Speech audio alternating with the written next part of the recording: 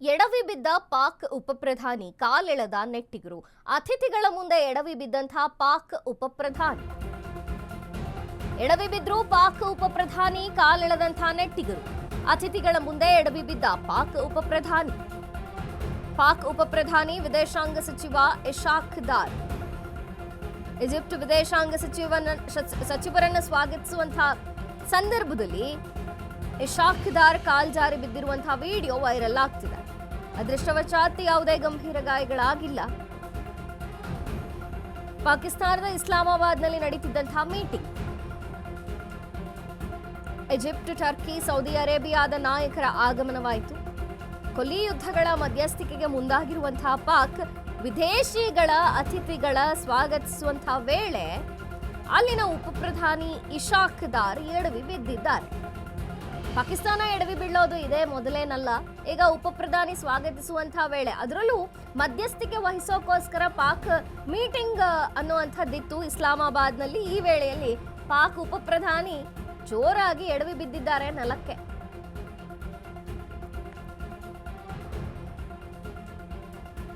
ನೆಟ್ಟಿಗರು ಈ ವಿಡಿಯೋ ನೋಡಿ ಕಾಲೆಳಿತಾ ಇದ್ದಾರೆ.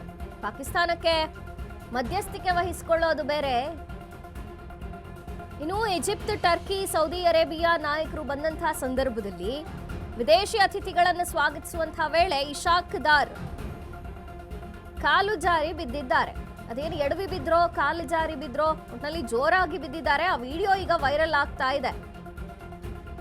ತಮ್ಮನ್ನೇ ತಾವು ಸುಧಾರಿಸಿಕೊಳ್ಳೋಕ್ಕಾಗೋದಿಲ್ಲ, ಇನ್ನು ಪಾಕ್ಗೆ ಮಧ್ಯಸ್ಥಿಕೆಯ ಹೊಣೆ ಬೇರೆ ಅಂತ ಈಗ ನೆಟ್ಟಿಗರು ಕಾಲೆಳಿತಾ ಇದ್ದಾರೆ. ಸಾಕಷ್ಟು ಕಮೆಂಟ್ಗಳು ಬರ್ತಿದೆ ಸೋಷಿಯಲ್ ಮೀಡಿಯಾದಲ್ಲಿ. ಅತಿಥಿಗಳ ಮುಂದೆ ಎಡವಿ ಬಿದ್ದಿದ್ದಾರೆ ಪಾಕ್ ಉಪಪ್ರಧಾನಿ. ಪಾಕ್ ಉಪಪ್ರಧಾನಿ ಮತ್ತು ವಿದೇಶಾಂಗ ಸಚಿವರಾದಂತಹ ಇಶಾಕ್ ದಾರ್ ಈಜಿಪ್ಟ್ ವಿದೇಶಾಂಗ ಸಚಿವರನ್ನ ಸ್ವಾಗತಿಸೋಕೆ ಹೋಗ್ತಾ ಇದ್ರು, ಜೋರಾಗಿ ಎಡವಿ ಬಿದ್ದಿದ್ದಾರೆ.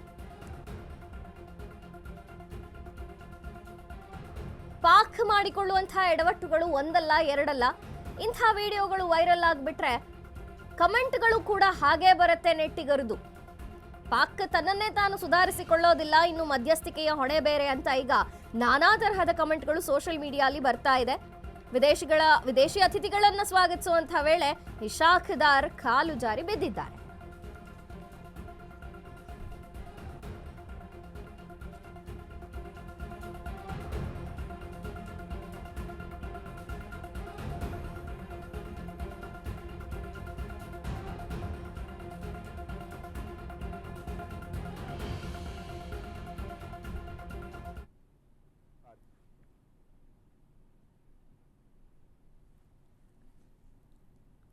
ಅದೃಷ್ಟವಶಾತ್ ಜಾರಿ ಬಿದ್ದಂಥ ಸಮಯದಲ್ಲಿ ಯಾವುದೇ ಗಂಭೀರ ಗಾಯಗಳಾಗಿಲ್ಲ.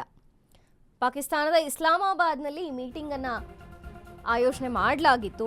ಇನ್ನು ಕೊಲ್ಲಿ ದೇಶಗಳ ಮಧ್ಯೆ ಏನು ಯುದ್ಧ ನಡೀತಿದೆ, ಇದರ ಮಧ್ಯಸ್ಥಿಕೆಯನ್ನು ವಹಿಸೋದಕ್ಕೆ ಪಾಕ್ ಮುಂದಾಗಿರುವಂಥದ್ದು.